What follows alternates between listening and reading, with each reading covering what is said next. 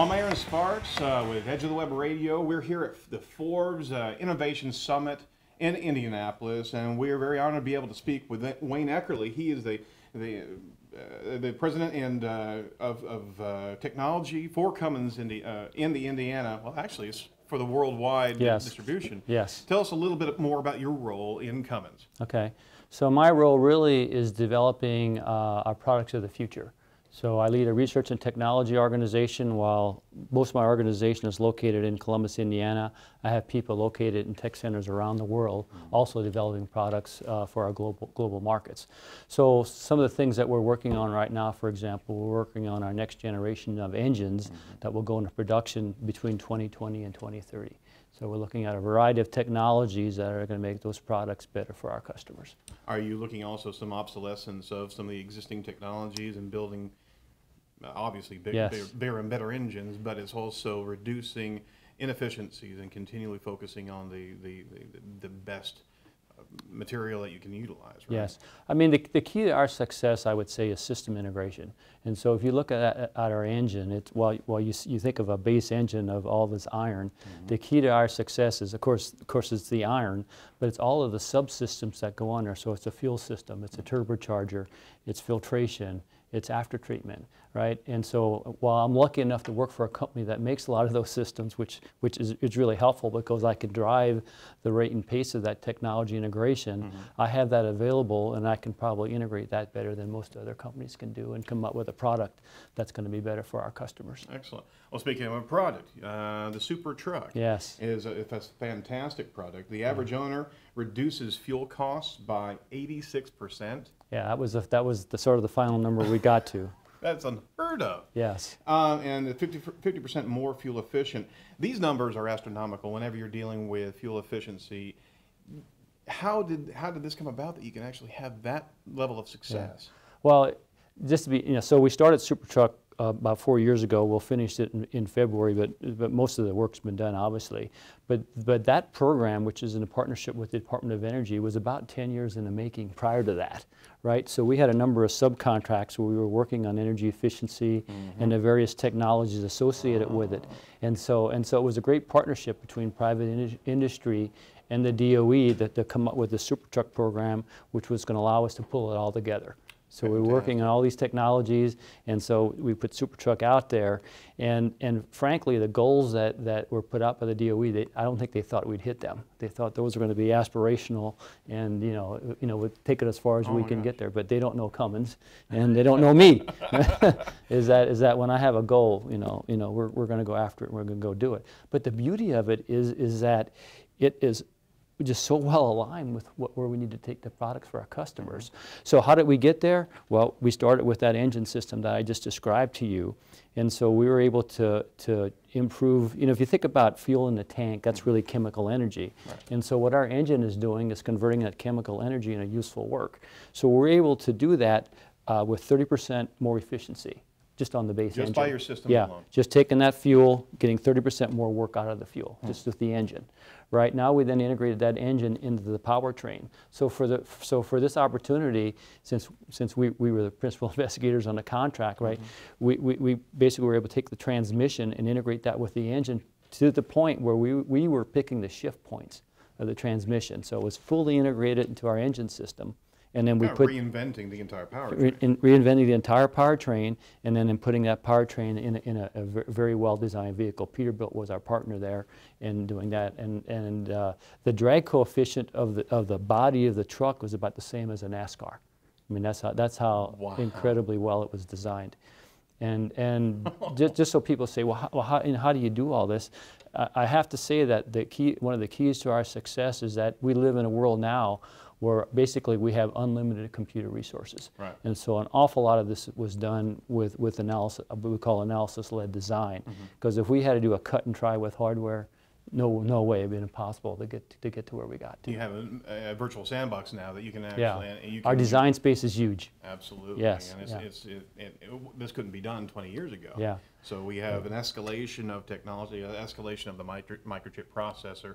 So we have a whole nother terrain to be able to utilize theorems to be able to execute and be able to find these Yes. nuggets of gold out there. Yeah, and the computer on our engine, of course, has a lot more capability now as well. So we can put physical models in that computer, which helps us do a much better job of controlling our engine systems, which is also part of all of this. Because as you try to make all these systems more efficient, you need to take out variation.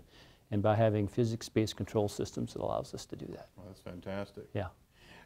So big data obviously is being embraced in this aspect, and you've got a valuable series of analytics that you can also use and invest into to even forecast different levels of plateaus or different other issues as you deploy these trucks, as Yes. you get feedback from all these trucks that are in the ecosystem, so to speak. So you can Yes. actually start reading even more into it and then pushing that back into even more analysis to improve that. Yes. That's Yeah. the fantastic Yeah. part. Not only, well, fantastic you have 86%, but on top of that, your recon is still going on after at the point of deployment. Yeah, so that not only helps the current customer, the data feeds back to us and helps make our products better for the next generation of products. Because we learn our duty cycles, we learn what our products need to be able to do, and then we can address that in our next generation of And products. see, that's an innovation thought right there, and it's not respective of any particular industry. And this is what this Innovation Yes. Summit's all about. Yes. It's a different way of thinking of how to collect information, how to not just stop at a particular product and then market it and deploy it, but actually have it as a learning tool to be able to bring back and evolve that product even more. Yeah, exactly. And we talked a little bit about earlier around workforce.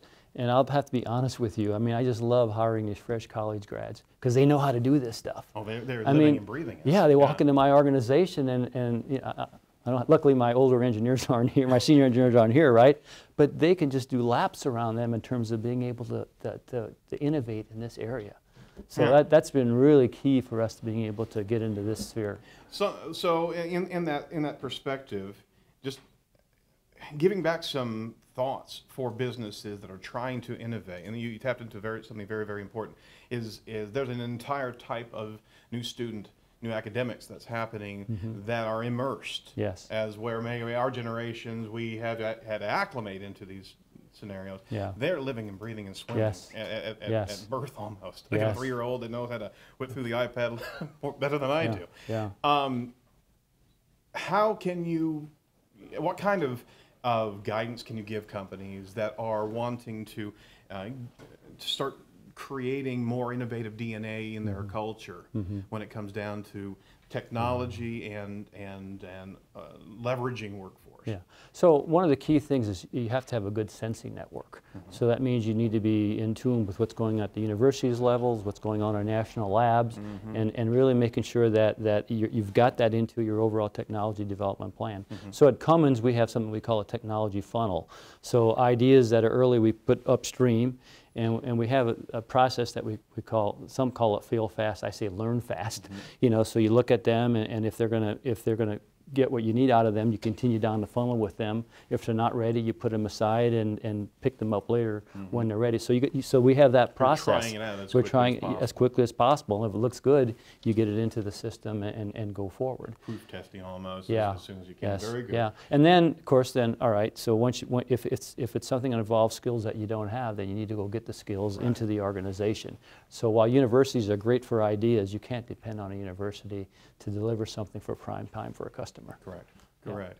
So inside of the culture of Cummins, you have an incubation environment for that talent. Yes. So it's not just you found good talent and brought them in, you got them into the system. You're actually incubating more and more innovation because that's now an asset for your organization. Yes. Beyond some of the actual practical pieces of your business. This is the future of your business. Yes, absolutely. Yeah, and of course, I always complain to my management that they don't let me spend enough money on that. But anyway, it is there, and it, it's amazing how far you can go with a little bit amount of money if you do it in the right way. Understood. Understood. Well, you spoke on stage about the future of fuel sources. What kind of fuel do you think my grandchildren will be using in the vehicles of the future? I know that's very speculative, but and we talked a little bit about CNG and LNG so natural gas is here now, right? So we have diesel, we have natural gas in its various forms. That's happening today. You know, frankly, natural gas is much better suited for power generation and stationary applications because it's not nearly as energy dense as diesel. Right, and so you know, we tend to use it in mobile applications because natural gas is so cheap. So our customers want it, but from an energy density standpoint, it doesn't compare to diesel fuel. But diesel fuel is more expensive, and so we have to handle both.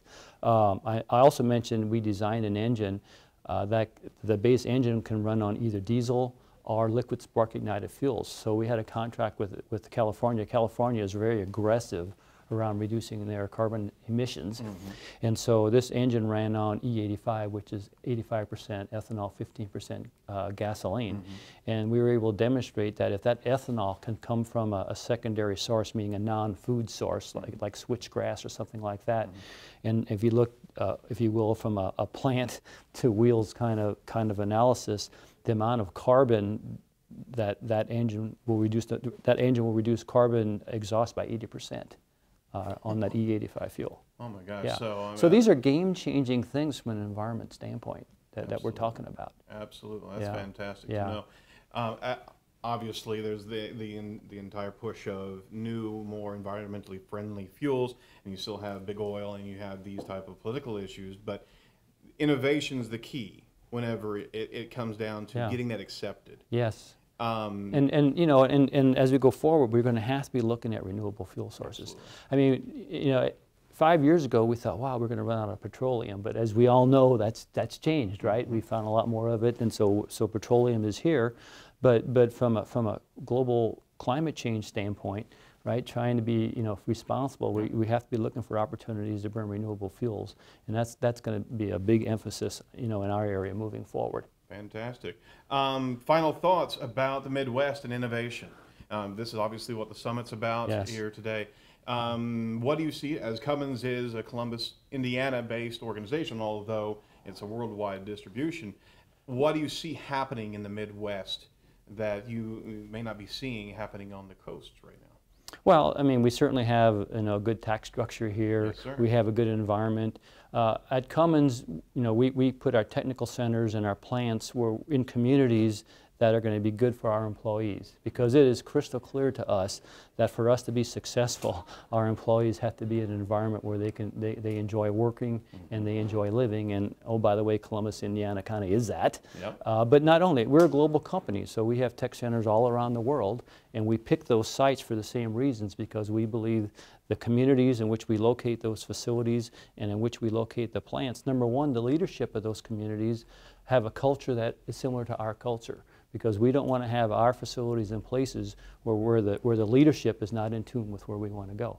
You know, so for example, in India, you know, water is a very big deal there, right. and so while we have plants there, we are partnering with the community so that our water usage is basically a net zero. While we use water through recovery methods, through collecting rain and so forth, as far as that community is concerned, our facility is a net zero in their water supply. That's fantastic. Right? But you have to have leadership in a community that wants to work with you and make that happen. Right? So we love being in the Midwest, but we love being in other places as well.